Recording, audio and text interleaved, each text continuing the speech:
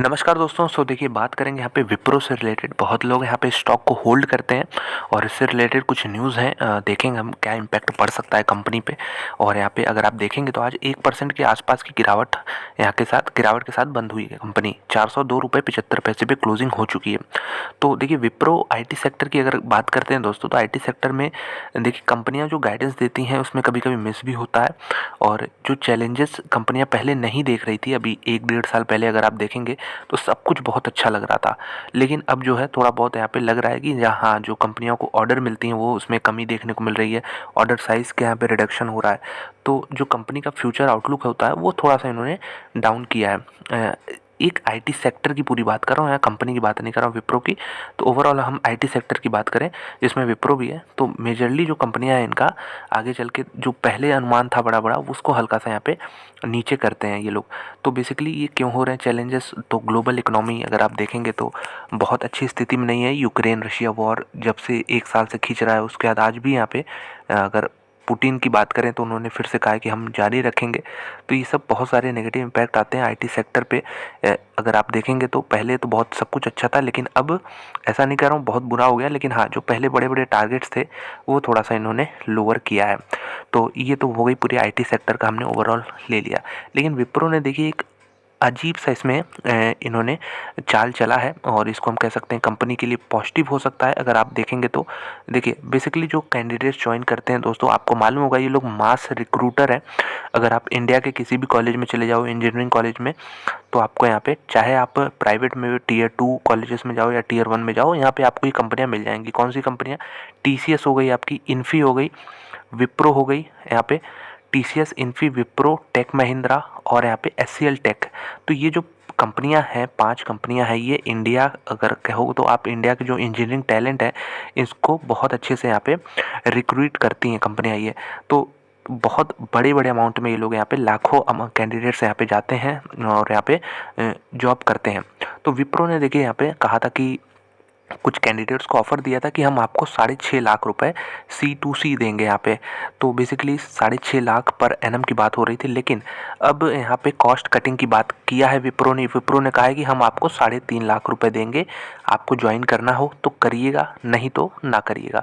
तो देखिए कैंडिडेट्स के हिसाब से देखेंगे तो आप कहेंगे थोड़ा सा अनफेयर है उन पे, क्योंकि आप 6.5 लाख पहले बोले कि इतना देंगे फिर आप जॉब में करो आओ, लेकिन अब कह रहे हो कि 3.5 पे देना है, लेना है लो वरना जाओ। तो ये कैंडिडेट्स के हिसाब से देखेंगे आप, तो उनके जॉब सिक्योरिटी के हिसाब से देखेंगे तो वो आपको नेगेटिव लग सकता है। लेकिन आप दोस्तों इसका उल्टा सोचिए, कंपनी के हिसाब से हमें क्या चाहिए? कंपनी को हमेशा एक प्रॉफिटेबल बिजनेस में अपना प्रॉफिट जो है हमेशा बढ़ाते रहना चाहिए। तो कंपनी के हिसाब से ये प्रॉफिट कॉस्ट कटिंग है दोस्तों। यहाँ पे अगर आप देखोगे यहाँ पे 3 लाख रुपए यहाँ पे एक कैंडिडेट पे ये बचा रहे हैं। तो अगर 1,000 भी कैंडिडेट होते हैं यहाँ पे, तो इनकी जो टोटल सेविंग हो जाएगी यहाँ पे 3,000 लाख हो जाएगी। एग्जाम्पल बता रहा हूँ, यानी 30 करोड़ की सेविंग कर लेंगे ये। तो 30 करोड़ की सेविंग कर लेंगे ये, और जो एम्प्लॉयज़ एक्सपेंस जाता है इसमें ये कम हो जाएगा। ये एग्जांपल बता रहा हूँ 1,000 कैंडिडेट्स के लिए। तो आप इस तरह देख सकते हो कि हाँ ज़रूर ये नेगेटिव न्यूज़ सुनने में तो लग सकता है कि बहुत नेगेटिव है। और ये देखिए विप्रो ही ऐसी कंपनी अभी पिछले कुछ समय न्यूज़ में आई थी कि जो मून लाइटिंग का आपने टर्म सुना होगा। मून लाइटिंग मतलब जो कैंडिडेट होते हैं इतने कम सैलरी पे काम करते हैं, आप दोस्तों विश्वास नहीं करेंगे कि 2005-2006 में जो सैलरी थी एक एंट्री लेवल जो आईटी सेक्टर में इंजीनियर या फिर कोई भी कैंडिडेट जाता है उसकी, और 2023-22 में जो भी सैलरी हो उसमें कुछ भी बड़ा अंतर नहीं आया। बाकी सेक्टर्स में आप देखेंगे तो एंट्री लेवल की जॉब ही है सही, लेकिन उसमें बहुत बड़ा यहाँ पे चेंजेस देखने को मिले, इंक्रीमेंट देखने को मिला बाकी सेक्टर में।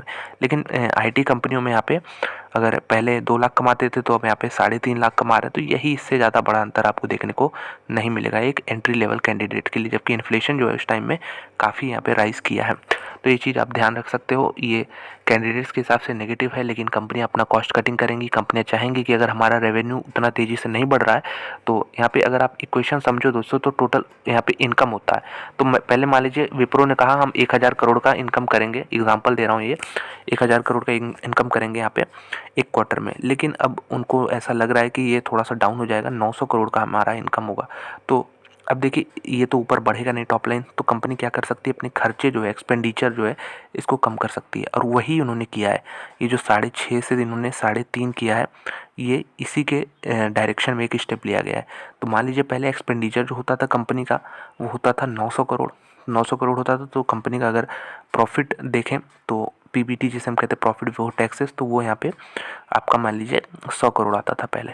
अब जो कि यहाँ पे इनकम ही 900 करोड़ हो रहा है, तो कंपनी को अगर 100 करोड़ ही प्रॉफिट बनाना है तो इसको घटा के एक्सपेंडिचर जो है 800 करोड़ तो करना ही होगा, अगर 100 करोड़ निकालना है तो कंपनी ने यहाँ पे अपने जो खर्चे हैं इसको मैनेज करने की कोशिश की है। तो देखते हैं इसका क्या इम्पैक्ट पड़ता है कंपनी के फाइनेंशियल्स पे। हालांकि कैंडिडेट्स के हिसाब से काफ़ी यहाँ पे ये नेगेटिव न्यूज़ है। तो यही था विप्रो से रिलेटेड पूरी न्यूज़ और एनालिसिस। अच्छी लगी तो लाइक कर दें, चैनल बनाए हों तो सब्सक्राइब कर दें इसी तरह के और वीडियोज़ देखने के लिए।